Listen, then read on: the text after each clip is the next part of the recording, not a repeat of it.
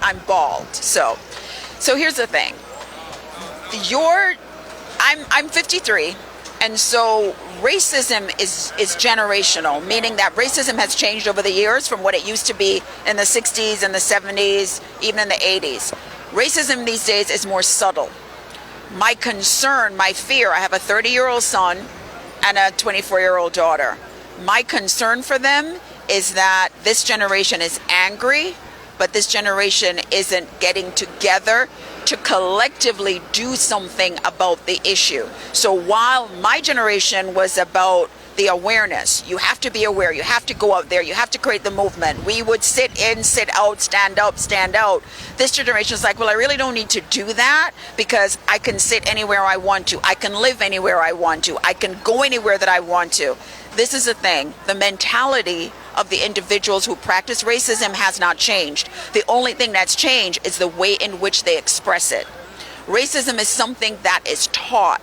You are taught, don't like that person because they're black. If you look at 2 little children, 3, 4, 5 children playing in a park, they want to play because they're all little kids. They get older and they're told, no, you can't do this. Timmy can't play with Jaquanda. It just doesn't happen. Chica, get out of the road. This is New York. So the issue is that this generation needs to recognize, even though you think you can live anywhere, you try moving into an all-white neighborhood where they really don't want you, the cross will come. They will still burn it. So it's not that we can truly live anywhere we want to. It's just that we have more areas that we can live. The reason that we're not as dedicated as a group to fighting the issue of racism is because before we were all subjected to live in one location, in one area.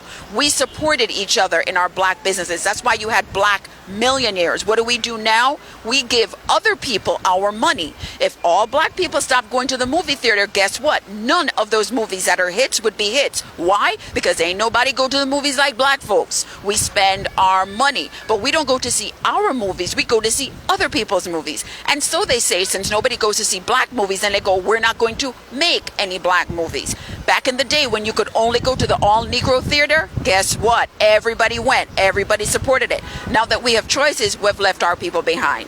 So my recommendation, my suggestion, my commitment, my prayer, my hope for your generation is love what you're doing, but you got to recognize that the power is in the numbers. The power is in doing it together. The power is in being a collective, cohesive unit, which we're not.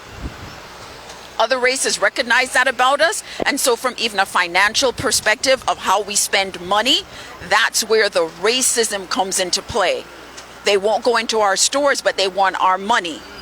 They won't come into our neighborhoods, but they want us to spend money in their neighborhoods. They won't come into a black car dealership, but who are the ones who drive some of the very, very expensive cars? So it's not that we don't have the money. We just need to be educated about how we spend it, because we have more power than we realize. We just don't know how to utilize and wield that power. If black people, nobody else but black people, decided that they were going to stop for one day, a 24-hour period, to stop spending, they would be amazed at the impact they would have. But no matter how much black people get together and say they're going to do that, there's always somebody somewhere who is like, I'm going to go to that gas station anyway. I'm going to go to that place anyway. And that's why it doesn't change and it doesn't end. But make no mistake, racism in America is alive and well. It has not died. It has not changed. This experience that my daughter had 3 weeks ago in Stone Mountain shows me that there's a whole other generation of people out there proposing racism, supporting it. They truly believe in it. The next time you're in a mall and a white person bounces into you, see if they say sorry. They don't even see you. They don't know you're there. So it's not that they're being rude. Honestly, they don't see you. It's called being invisible.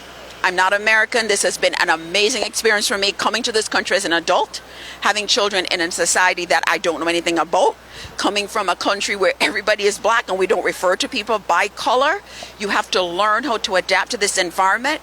My request of your generation is explore outside the boundaries of America, because what it is that you're trying to do, it may not necessarily survive here, but there are other places where you can truly live, be powerful, be wonderful, be free. But having to do that in America is going to take far more time, far more commitment, far more collective, cohesive movement than this place has ever seen. And there aren't enough people who are aware of that to be able to do it together. But understand this, racism has not died and will never die if you know the history of America.